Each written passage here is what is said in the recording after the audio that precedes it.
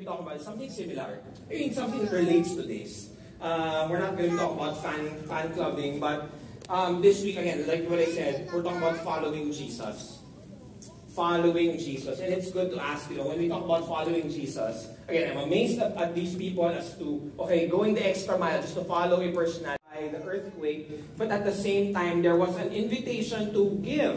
We flashed the QR codes of World Vision. Somebody asked for links how to give to World Vision, and they came up with a report as to how much Victory for church members have been generous when it comes to giving in support of the people afflicted. And the number that came was that because of your generosity and prayers, they received a total of 522,700 pesos. Can we give the Lord praise for that?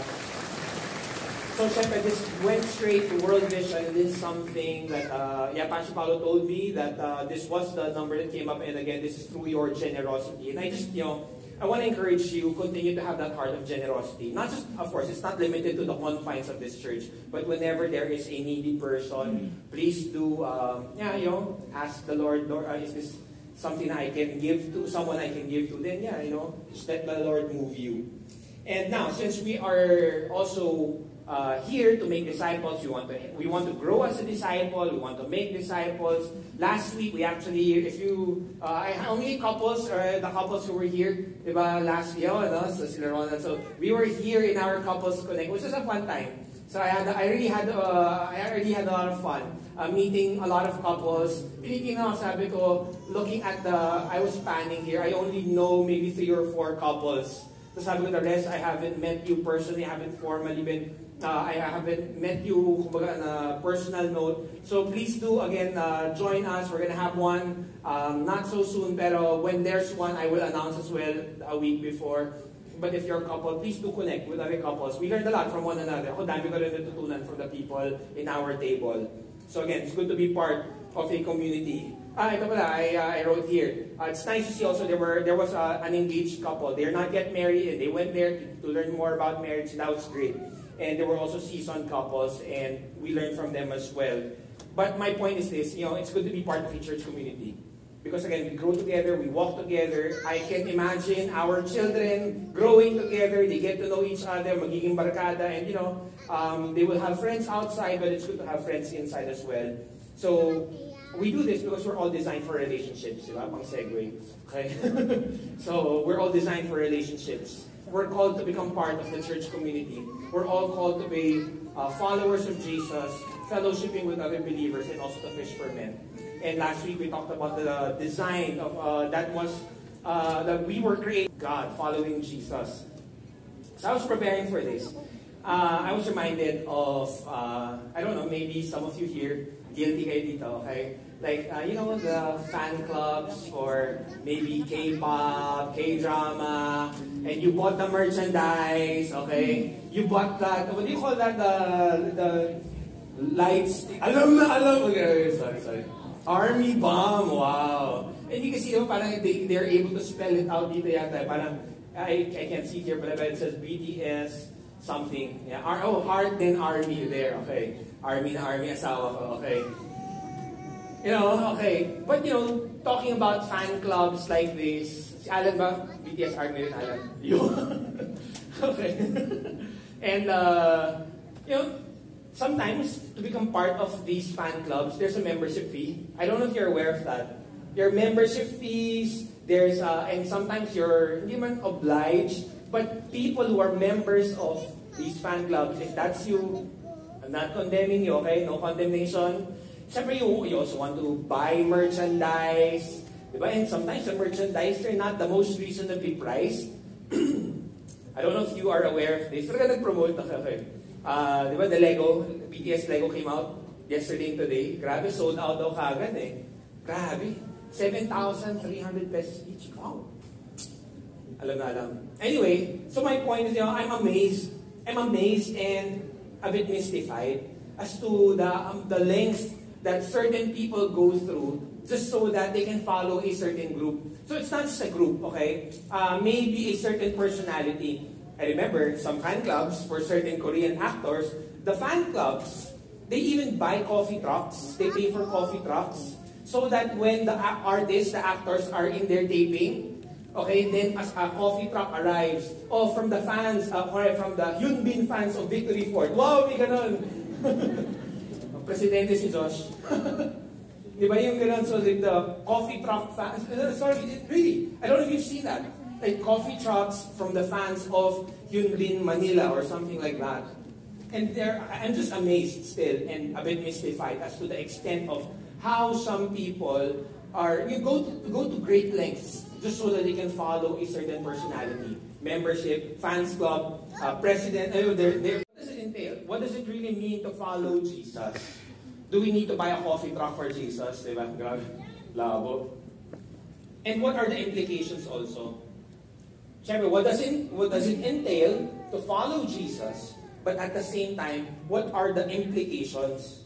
Okay?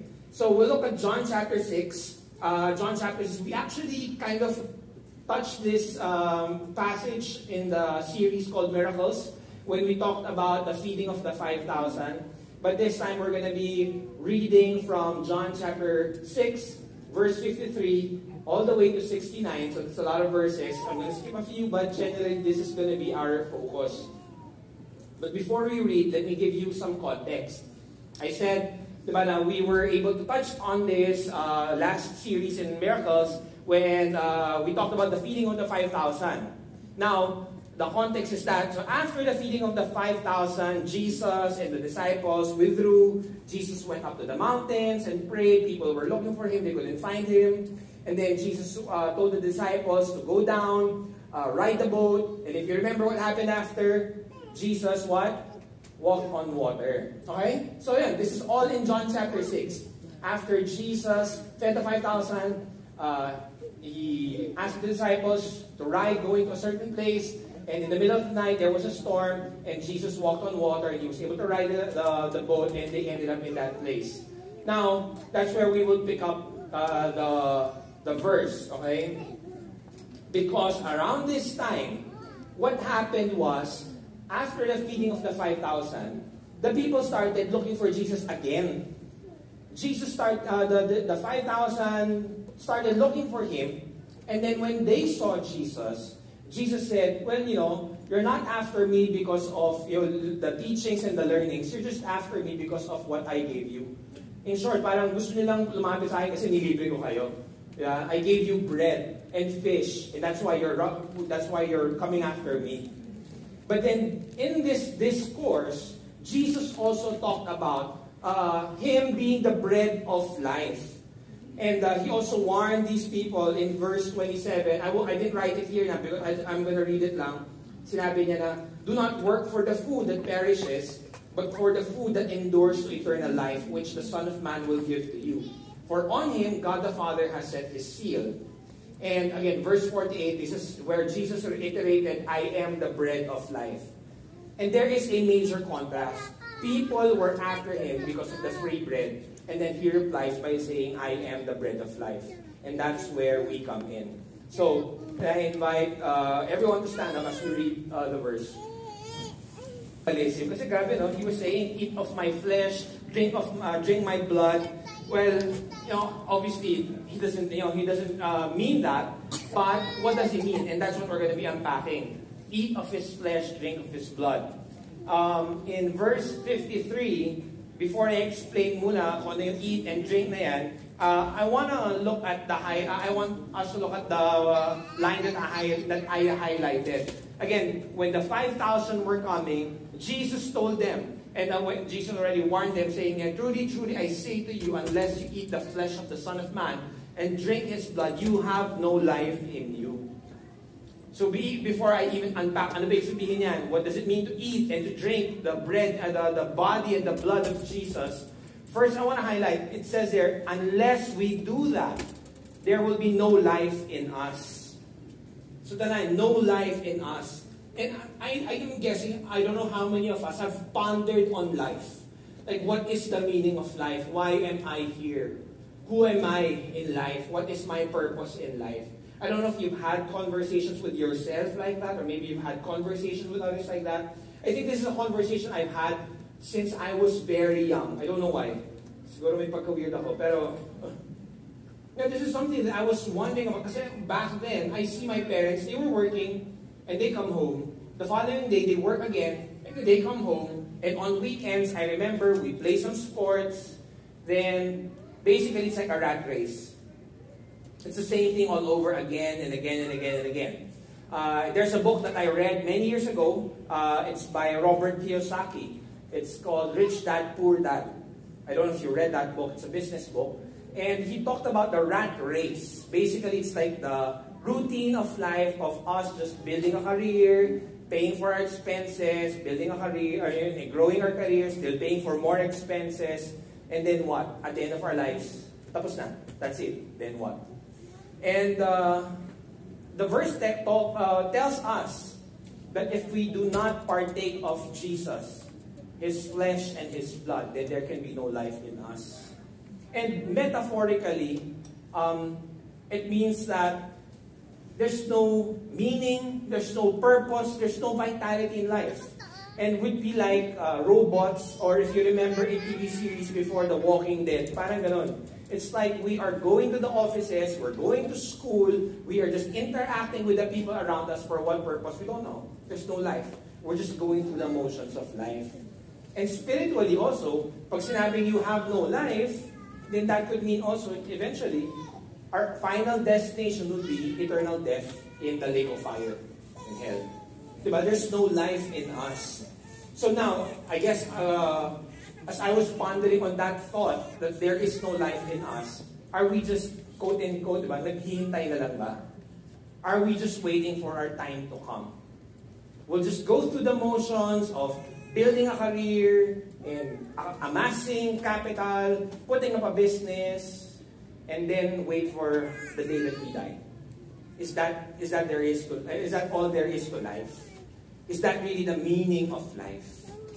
Or, on the other hand, I see some of our senior Leors members here at Victory Fort. Anyone here, you're from senior Leors?